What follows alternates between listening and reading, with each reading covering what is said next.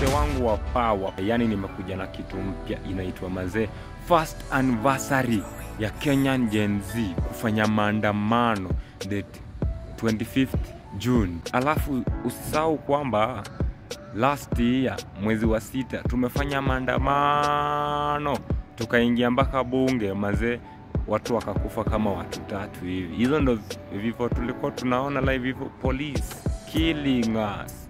Ai. So sahi tumekaa mna kitu mpya, unasikia Ojwang alikufa akiwa custody.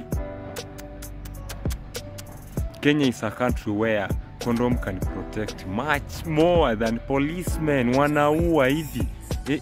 Kijana. Wewe bwana usies. Wacha kutoroka wananchi bwana. Wacha kunitoroka, mimi nakuita kama Mkenya mwenzako. Uniambie unanipiga tear gas, nimefanya nini? Tumefanya nini? Tunapigwa tear gas. Naona hiyo time tuko street tunafanya maandamano, inafaa nyinyi ndo mnakuwa kipaumbele, at least mhakikisha kuna amani, mnatu protect. But sasa wewe mtu anauza tu mask kwa maandamano, mbona umpige hivyo? Wewe imagine unampiga hivyo tu level, unampiga mpaka risasi ya shingo. Why? Mbona lakini yenyewe hatuendi poa. Kama ni gava iko hivyo, pole, tunaomba msamaha, mtusamee, tunataka maandamano ya amani please.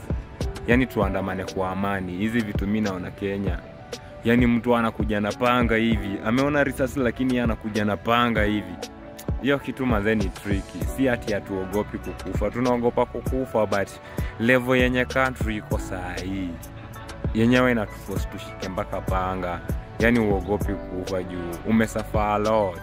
Mazeni nilikuwa naomba kama gava inaona vitu kama hizi viral videos zenye zina trend TikTok, X, wapi. Manze hii kitu imeanza tu na Ojwang. Sasa ona penye imefika, sijui 2027, 2026. Kama hii ni mwaka ya kwanza first anniversary, mambo inakuwa hivi. Waro fikifika second anniversary 2026. Sasa 2027 hapo wakati wa politics. Sijui tutafanya aje, watu watakuwa wanakatwa na power. So hatutaki turudi 2007 bwana.